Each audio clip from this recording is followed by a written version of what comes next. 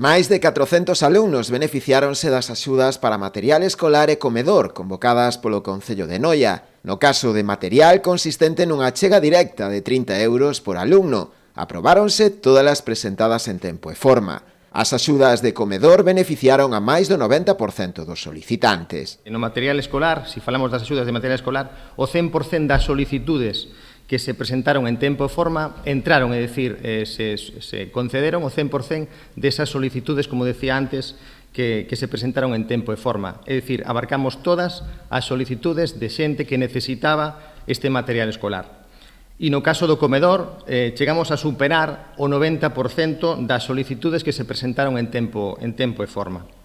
E en total hai que destacar que foron máis de 400 os beneficiarios das axudas, tanto de material escolar como de comedor. O que demostra a aposta clara que está facendo o Concello de Noia, pois fai que sexamos o Concello do Barbanza que máis recursos adica á materia educativa, ás axudas de distinta índole para apoiar a esas familias. En total, o Concello destina 150.000 euros anuais para facer fronte non só a estas axudas, senón tamén para a posta en marcha de servizos tan demandados como o Plan Madruga ou a contratación de monitorado para as actividades extraescolares que se organizan nos centros educativos do municipio. Destaca tamén a importante aposta pola mellora dos centros educativos, xunto coas achegas da Consellería, o investimento realizado nos últimos anos na mellora e mantemento de colexios e institutos supera os 4 millóns de euros. Ao longo destes últimos anos nos que tivemos a responsabilidade de goberno, o investimento realizado en mellora dos centros educativos, en dotación